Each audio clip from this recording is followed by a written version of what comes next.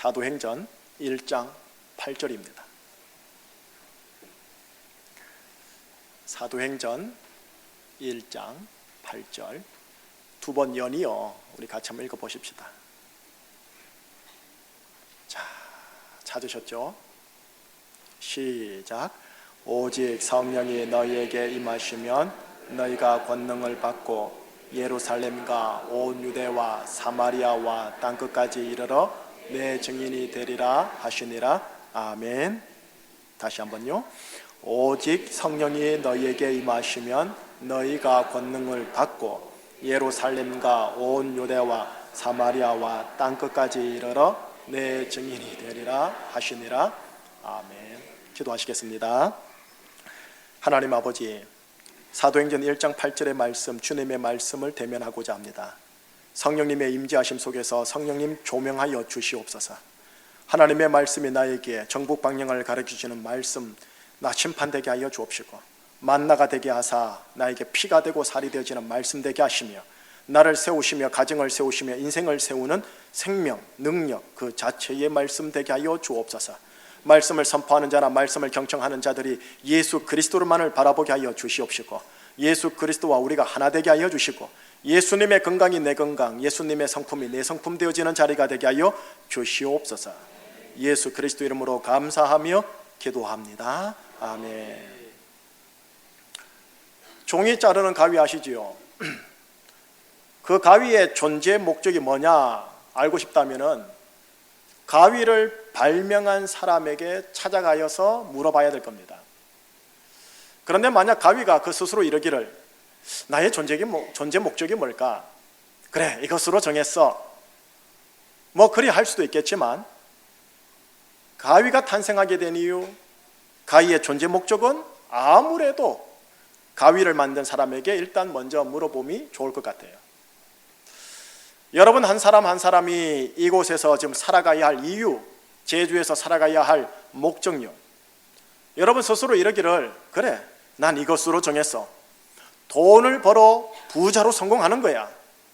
그럴 수도 있겠지만 나를 창조하사 나를 이곳에 보낸 하나님에게 먼저 물어보시고 그 물음에 대한 답에 내 인생을 튜닝하고 조율하는 게 좀 더 지혜롭지 않을까 싶어요.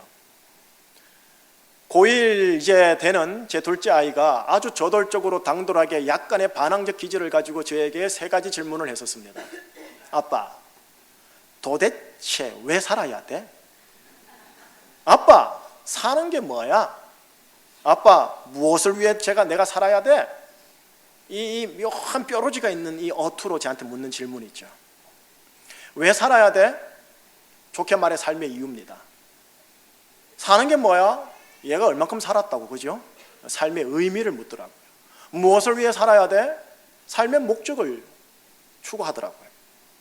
이 질문에 제가요 바로 받아쳐서 대답하기를 쓸데없는 생각하네. 네가 배부르구나. 그래, 생각할 여유 있으면 영어 단어 하나 더 외워.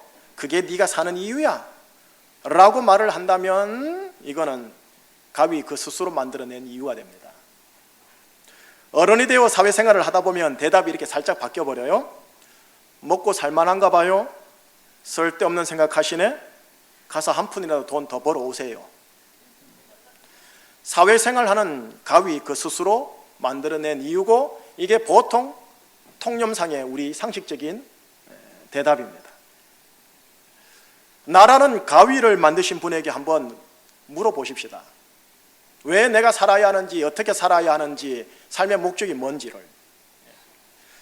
자막을 통해 보여드릴 텐데 그 구절을 많이 보셨을 테고 그 구절에 동의하는 분도 있겠지만 그렇지 못한 분도 있지만 하여튼 일단 보십시다. 로마서 14장 8절 말씀 한 목소리로요. 우리가 살아도 주를 위하여 살고 죽어도 주를 위하여 죽나니 그러므로 사나 죽으나 우리가 주의 것이로다. 사는 이유, 죽는 이유 모두 다 누구를 위해서라고요? 주를 위해서. 그 후반부 이래 돼 있죠. 우리는 누구 것이라고요? 주님 것입니다. 살아도 죽어도 주를 위하여 살고 죽는다. 왜? 난 주님의 것이니까. 자, 여러분 산다는 게 뭘까요? 통속적으로 얘기할게요. 아이들은 공부하는 거예요. 그게 사는 거죠. 부모님들은 돈 버는 거요, 뭔가 열심히 일하는 거 아닙니까? 돈을 벌어도 공부를 해도 열심히 뭔가 살아도 난 주를 위하여 살겠다. 또 여러분, 죽음에 대해서 묘한 두려움이 있죠. 죽을 때 언제 어떻게 죽을까 약간의 호기심도 있지 않습니까? 내가 지금 죽든, 내가 노년에 죽든, 병사로 죽든 객사로 죽든, 아니면 건강하다가 장수하여 노안으로 죽든 나는 주를 위하여 죽겠다. 살아도 주를 위해, 죽어도 주를 위해. 여러분, 여기에 정말 동의되십니까? 봐요, 아무도 아멘 안 하시잖아요. 정말 동의하기가 쉽지 않다라는 거예요. 하나님께서 나에게 육체 생명 주시고 인생의 연수만큼의 삶을 주시고 영적인 구원, 영혼 구원까지 허락한 이유 뭔가 싶었더니 주를 위해서요. 조금 더 정확하게 할게요. 주인님을 위해서요. 주인 주자니까. 날 사랑하사 날 구원하시고 영생을 이 땅에서 살게 하시다가 때가 되어 저 땅으로 인도하러 가신 주 예수 그리스도, 그 주인님을 위해서요. 오늘날 현대 교인과 초대 교인들의 신앙 고백이 얼마나 다른지 그 격차 한번 살짝 좀 볼게요. 초대 교인들의 인생 고백이 기록되어 있는 로마서 14장 7절 말씀을 역시 자막을 통해 한번 같이 봐요. 시작. 우리 중에 누구든지 자기를 위하여 사는 자가 없고 자기를 위하여 죽는 자가 없도다. 초대 교인들은 말합니다. 날 위하여 살지 않아. 날 위하여 죽지도 않을 거야. 그런데 오늘날 우리 현대 교인들은 말합니다. 무슨 소리? 난 날 위해 살아야 해. 죽어도 난 날 위해 죽을 거야. 여러분, 우리의 신앙과 초대 교인의 신앙의 격차가 너무 커요. 우리가 이 격차를 줄여가서 실은 초대 교인의 수준에 거의 이르러야 합니다. 그래야 그 옛날 초대 교회의 영향력이 오늘날에도 우리를 통해 제주에서 대한민국에서 그게 파급력을 일으키니까요. 자, 여러분, 우리는 지금 제주도에 있습니다. 조금 크게 말하면 대한민국 안에 있습니다. 신앙 고백으로 얘기할게요. 우리를 이곳에 심으신 분은 하나님. 심긴 곳에 뿌리 깊이 내리고 줄기 가지 세워 가실 맺는 건 우리 목. 제주에 뿌리 내리고 제주에서 풍성한 과실 잘 맺는 것, 이것이 정녕 나의 인생의 목일진데, 단 날 위하여 뿌리 내리고 날 위하여 과실 맺는 게 아니라 주인님, 주님을 위하여 뿌리 내리고 주인님, 주인님을 위하여 과실 맺는 것, 바로 이것이 오늘날 내가 이 제주에서 살아가야 할 이유, 삶의 의미, 삶의 목적이라고 한대요. 여러분이 얼마큼 동의할지는 모르겠지만, 조그만 구멍가게 하십니까? 알바생이십니까? 혹은 무기한 계약직이십니까? 주를 위하여 하리라, 굳은 마음을 하나님이 가져주기를 바라는 겁니다. 평생, 평생은 아니겠지만 그래도 평생 구멍가게만 하더라도, 내가 알바와 계약직만 혹시 하더라도 내가 주를 위하리라 라는 삶의 목적과 의미와 이유가 분명하다면 타인과 비교함으로써 인해 주눅들거나 자고하지 않을 거고, 마음의 감정과 심령이 크게 요동하지 않을 겁니다. 주를 위한 것이다 라는 마음이 확고한 그에게 설령 평생 그렇게 하겠습니까만서도 그래도 하나님의 역사가 특별한 은혜의 조치로 여러분을 취해 주십니다. 지지난주에 함께 나눴던 말씀, 고린도후서 9장 10절이요. 한번 같이 읽어보겠습니다. 하나님이 능히 모든 은혜를 너희에게 넘치게 하시나니 이는 너희로 모든 일에 항상 모든 것이 넉넉하여 모든 착한 일을 넘치게 하게 하려 하심이라. 주를 위한 마음이 확고한 자에게 모든 은혜를 넘치게 하사 모든 것이 넉넉하게 하여 모든 착한 일을 넘치게 하시겠다라는 하나님의 은혜의 조치입니다. 단 나를 위한 자가 아닌 주인님, 주를 위한 자요. 나를 위한 신앙생활을 하는 자가 아닌 주님을 위해 신앙생활을 하는 자요. 바로 이 지점에서 자기 중심성의 기복주의 신앙을 우리는 뛰어넘게 되어 있어요. 온누리 교회를 섬겼던 하용조 목사님의 책에 나오는 일화 하나 살짝 얘기하면서 계속 나갈게요. 온누리 교회가 상당히 선교 지향적인 교회로 제가 알고 있습니다. 이 교회를 통해 예수님을 주님으로 믿게 된 우즈베키스탄의 한 형제 이야기가 토막으로 실려 있더라고요. 예수님을 주인님, 주님으로 모시기에 상당히 어려운 나라인데 그 형제가 직장 생활을 하다가 감옥에 가게 되어집니다. 이유는 세금 포탈이었습니다. 그런데 이 형제가 대단히 억울했다고 합니다. 왜냐하면 내가 주님 보시기에 정직하게 하려고 자기만큼 노력한 적 없을 정도로 열심히 노력했는데, 그런데 주위 사람과 다르게 사는 자신을 못마땅하게 여긴 직속 상사가 혐의를 교묘하게 뒤집어 씌워서 감옥에 가게 되었다라는 거예요. 내 육의 감정은 분노와 억울함이었고요, 내 믿음의 감정은 하나님 왜 절 보호하지 않는 겁니까? 였어요. 내면적으로 대단히 곤혹스러웠습니다. 하지만 내 인생의 모든 인생 지사가 하나님의 주권에 있다라는 것을 믿음으로 꿀꺽 받아들여 감옥 가리라 하고 감옥을 갔습니다. 1년 8개월 복역입니다. 감옥에 갔고 복역을 하였고 1년 8개월이 지나서 출소할 때가 되었는데, 세상에 이 사람이 가족들에게 통지하길 내가 감옥에 조금 더 있어야 하겠다고 하면서 형무소 소장에게 감옥에 조금만 더 있다가 출소하게 해달라고 했답니다.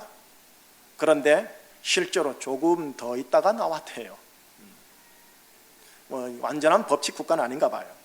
그런데 이분이 출소하여 나와서 한 말이 뭐냐면, 왜 주님이 날 감옥에 가게 하셨는지 감옥에 가서 사람과 부대끼면서 알게 되었습니다. 어쩔 수 없이 감옥 죄수들과 함께 사귀게 되었고, 그들을 바라보면서 주님의 마음을 알게 되었고, 주님의 말씀과 사랑을 어쩔 수 없이 나누게 되었는데, 세상에 그들의 회심이 이만저만이 아닌 거였습니다. 내가 지금 출소하면 더 이상 이네들에게 주님의 말씀과 주님의 사랑을 전할 기회가 잃어버리게 되기에 조금만 더 있다가 나가게 해달라고 부탁을 해요. 그래서 오늘 이렇게 나오게 되었습니다. 여러분, 이 토막 내용이요, 자기를 위하여 살고 자기를 위하여 죽는 자들이 듣는다면 도무지 이해되지 않는 케이스입니다. 심지어는 상식적으로 예수를 믿으시는 분들도 들으면서 헐 해버리는 케이스입니다. 우즈베키스탄 형제는 주님을 위해서 그 사회 속에서 정직한 직장 생활에 몸부림쳤고, 그러다가 비정직한 사회의 희생물이 되어 감옥에 가게 되었고, 쉽진 않았지만 감옥을 가는 것도 주님의 주권적 허락으로 받아들이게 되었고, 감옥에 가서도 자기 중심성의 사고에 갇혀 사람과 신에 대한 분노로 일관하지 않고 주님의 관점으로 주위와 죄수들을 둘러보게 되었습니다. 그리고 그들에게 주님의 말씀과 주님의 사랑이 있는 것 어설프게나마 나누었던데, 세상에 그 속에서 놀라운 일이 벌어지는 걸 본인의 눈으로 본 거예요. 그리고 와서 이 감옥에 대하여 그가 한 말이 사람이 아니라 주님께서 날 감옥에 보냈구나 였습니다. 여러분, 제가 이 대목을 읽으면서 그래, 이게 신자의 삶이야. 그래, 이게 사는 거야. 산다면 이렇게 살아야 돼. 제주에 사는 우리 교회 교인들과 내가 이렇게 살아야 진짜 백의 삶인데, 그런 마음이 쏙 올라왔던 거예요. 우즈베키스탄 이 형제로 하여금 이렇게 살도록 하게 한 힘이 어디에 있었을까요? 아마도 나를 위하여가 아니라 주인님, 주를 위하여에서 나왔을 겁니다. 나의 관점이 아닌 주님의 관점에서 나옵니다. 인생을 바라보고 인생을 대하는 태도의 이 거듭남, 바라봄의 거듭남이 필요한 대목인 거죠. 우리가 예수님을 믿어 예배당에서 예배를 드리는 자들이 되어 영혼이 거듭나 구원 받았는지는 몰라도 지금 현재 내가 있는 이곳에서 현재의 인생을 받아들이는 삶의 이유, 삶의 의미, 삶의 목적이 있어서도 정말 거듭난 자인가에 대하여 우리가 진중하게 한번 하나님 앞에서 물어야 합니다.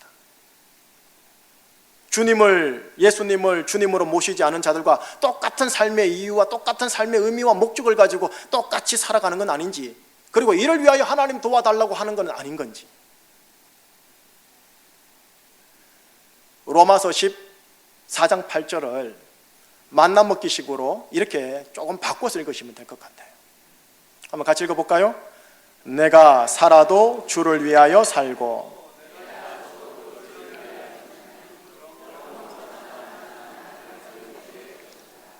이 말씀에는 주님의 말씀이 녹아져 있고 숨겨져 있습니다.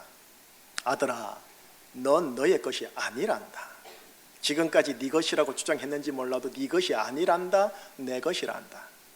네가 살아도 죽어도 날 위해 살고 죽어야 아마 네 인생 진짜 백이 인생 될 기야. 이 소리인 겁니다. 하나님은 나를 지금 제주에 심으셨습니다. 그리고 나는 지금 이곳 제주에서 살고 있습니다. 자, 이제 여기서 어떻게 살아야 할까요? 어떻게 살아야 할까요? 이 질문을 나의 관점에서, 이 변방에서 어떻게 살라고 하는 푸념어린 질문을 말하는 게 아닙니다. 주님의 관점에서요. 여기서 어떻게 살아야 내가 주님을 위한 것인가 라는 질문입니다. 어떻게 살아야 제주 이 현장에서, 이 가정에서 주님을 위한 삶인가입니다. 그 질문에 대한 대답이 오늘 사도행전 1장 8절에서 공통분모로 여러분 우리 모두에게 주시는 대답입니다. 부활하시고 승천하시기 바로 직전, 이제 이 땅에 남겨두는 사랑하는 나의 애 제자들에게 마지막으로 유언 어린 말씀을 드리고 싶었을 텐데 그 대목 중에 하나가 오늘 이 대목입니다.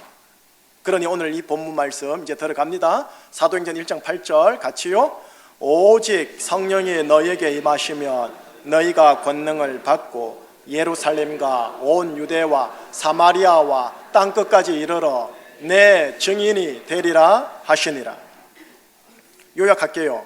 성령이 임하면 너희들의 파워, 권능을 받아 너희들이 있는 그곳에서 나의 증인이 될 것이다. 네가 예루살렘에 있느냐, 유대에 있느냐, 사마리아에 있느냐, 설령 땅끝에 있느냐 상관없다. 네가 성령이 임하면 권능을 받아 그곳에서 나의 증인이 될 것이다.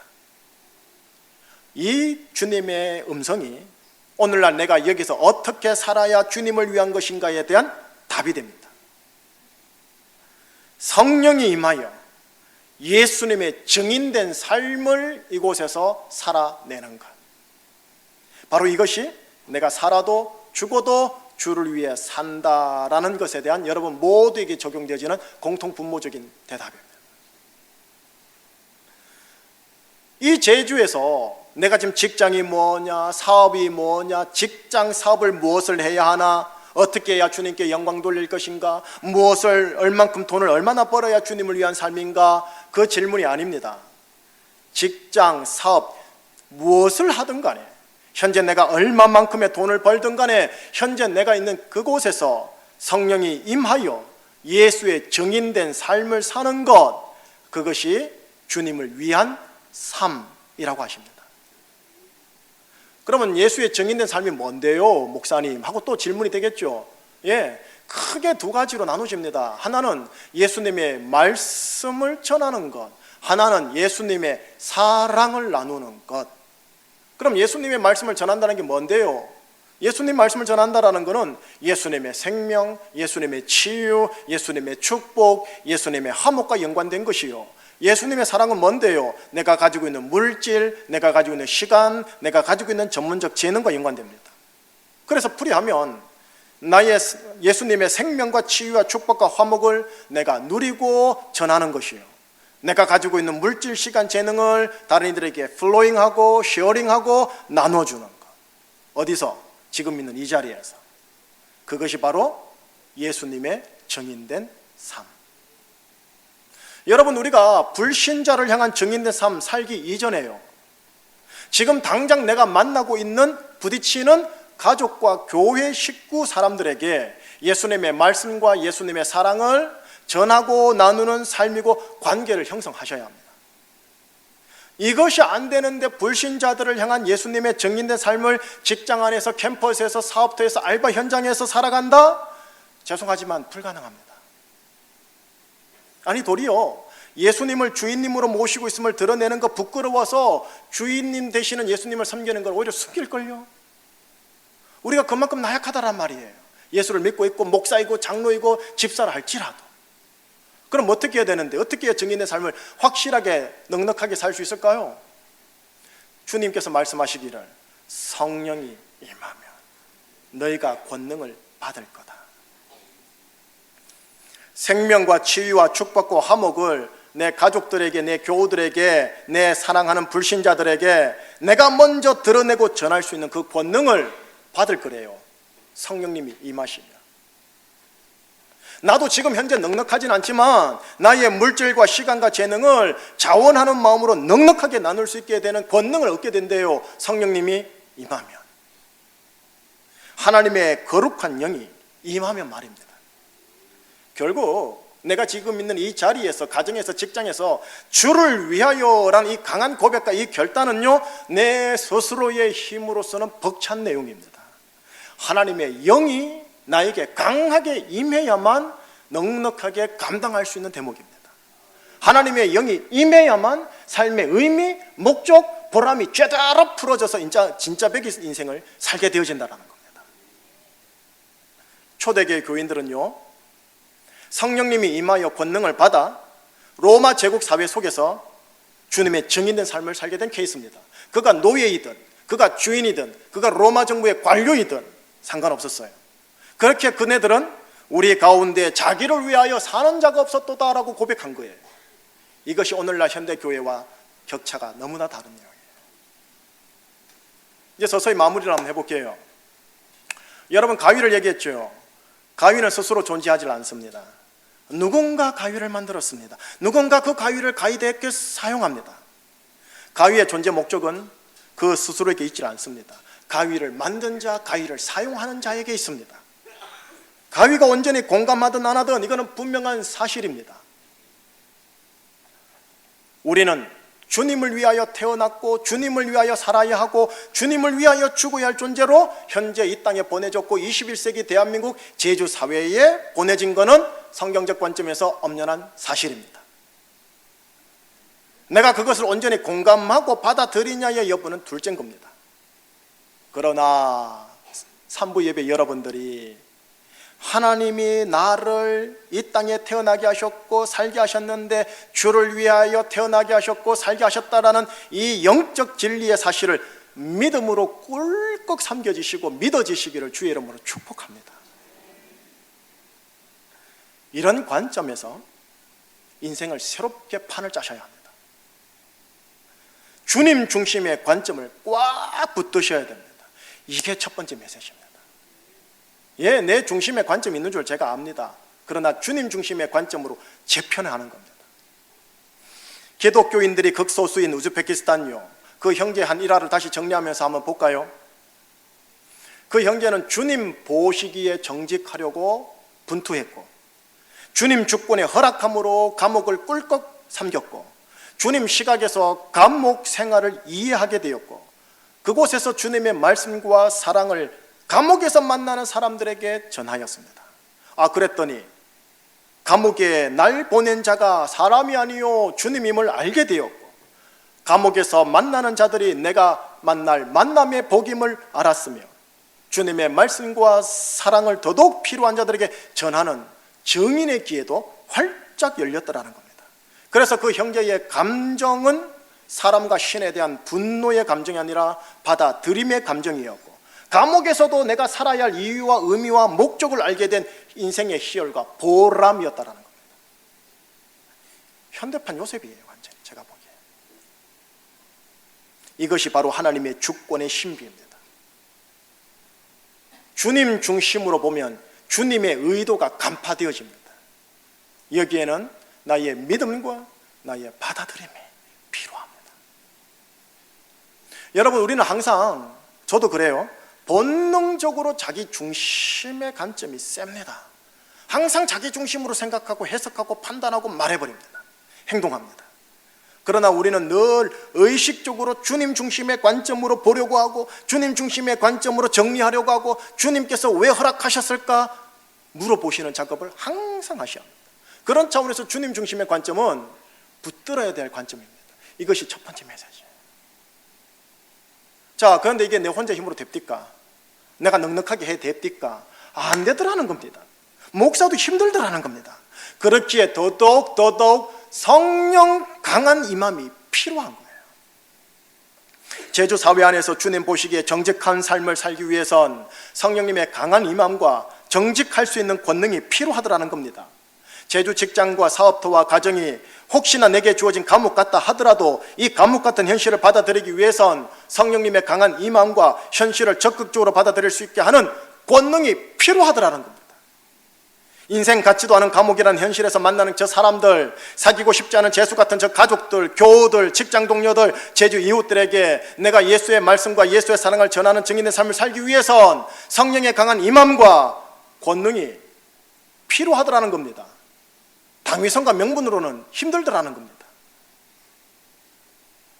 그렇기에 성령의 더더욱 강한 임함이 나에게 절대적으로 필요해요. 이게 두 번째 메시지. 이게 사도행전 8장이에요. 교회는 여기서부터 시작되어져야 돼요. 그래야 교회가 진짜 백이 교회, 진짜 백인 인생이 되어져 버려요. 성령의 임함과 권능을 받아야 주님 관점으로 보는 것이 쉽게 됩니다. 주님 관점에서 받아들임이 쉽게 되고, 성령이 임해야 감옥조차도 받아들이고 사람이 아닌 하나님이 하셨음을 알게 되고, 분노와 절망의 감정이 아닌 보람과 희열의 감정으로 대치되어져 버려요. 성령의 임함과 권능이 날 이렇게 만들어요. 그러니 성령의 더더욱 강한 임함은 나에게 절대적으로 필요하다는 거예요. 여러분 보세요. 성령님의 임함이 목사와 선교사에게만 필요한 게 아닌 게 보이잖아요. 세상 현장에 있는 나에게 얼마나 필요한지 보이지 않습니까? 마무리합니다. 지난 주일 설교요. 기억하실지 모르겠네요. 거의 기억 못하실 텐데 제가 복습해 드리겠습니다. 지난 주일 설교에서는 진리의 영이 임하셔야 우리가 예수님을 정녕 알 수 있다고 함께 나누었습니다. 예수님을 안다라는 것은 예수님에 대한 지식의 암 수준이 높아진다라는 말이 아니라 예수님의 품성과 체질과 열정이 내 것이 된다라는 말씀입니다. 나와 예수가 하나가 된다. 그것이 예수를 정녕 아는 겁니다. 예수님의 성품이 내 성품 되는 겁니다. 예수님의 품성이 내 품성 되는 겁니다. 예수님의 눈물, 마음, 비전이 내 눈물, 마음, 비전이 되는 겁니다. 좀 더 나갈까요? 예수님의 형통이 내 형통 되는 겁니다.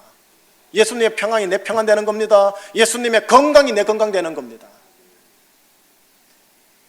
예수와 내가 하나 되기 위해서는 진리의 영이 임하셔야 돼요. 만남 먹기 잘하고 계십니까?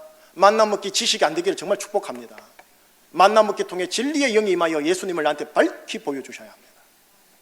오늘 설교 내용은 뭐냐? 성령이 임해야 내가 주님을 위해 주님 관점으로 주님 증인된 삶, 제주에서 진짜 백의 인생을 살 수 있다입니다. 다음 주에는 제주를 향한 하나님의 비전을 좀 나누겠습니다. 내 인생을 향한 하나님의 비전이 나 개인적 관점에서 아주 중요하긴 하지만 우리가 조금 더 시야를 넓혀서 왜 나를 제주에 보내셨는지, 왜 제주 총신교회, 제주교회 420여 교회를 제주도 땅에 심으셨는지를 제주를 향한 하나님의 거시적 관점에서 사도행전 말씀 속에서 또 찾아보도록 하겠습니다. 다만 집에서 주중에 여러분 만나 먹기 계속 하십시오. 하루아침에 도트지 않습니다. 죽이 되든 밥이 되든 생사를 먹는 한이 있더라도 내가 만나 먹으리라. 왜? 만나를 먹어야 만나 먹기를 통해 내 인생 광야 통과하니까. 다른 걸로 통과 못합니다. 제주 이곳 부르신 곳에서 주님의 중심의 관점을 꽉 붙드시고 해석하는 능력이 탁월하시기를 축복합니다. 이를 위해 성령 충만, 권능 충만을 해달라고, 그래서 예수님의 증인된 인생으로 내가 이곳 제주에서 살아가게 해달라고 기도하는 분들 되시기를 예수님 이름으로 축복합니다. 기도하시겠습니다. 하나님, 우리는 육을 가진 존재다 보니까 자기 중심의 관점이 아주 강합니다. 하나님, 이제 거듭난 존재로서 주님 중심의 관점의 근력이 수치가 높아지게 하여 주시옵소서. 주님이 왜 허락하셨을까? 주님이 왜 이것을 풀어주셨을까? 주님이 왜 묶어 놓으셨을까? 항상 주님 중심적 관점에서 해석하고 말씀 속에서 주님의 뜻을 간파할 수 있는 실력과 능력을 가지는 우리들이 되게 하여 주시옵소서. 하나님, 이것이 내 혼자 힘으로 안 되기 때문에 성령 충만함을 받아야 된다고 승천 직전 예수님이 말씀해 주셨습니다. 성령 충만 받고 권능 충만 받아 나에게 있는 예루살렘과 땅끝에서 예수님의 증인된 삶을 살아가는 복된 인생, 우리 제주 중심교회 산부 예배자들의 인생, 직장, 캠퍼스, 알바 생활, 가정 생활, 교회 생활 되게 하여 주시옵소서. 예수 그리스도 이름으로 감사하며 기도합니다. 아멘. 함께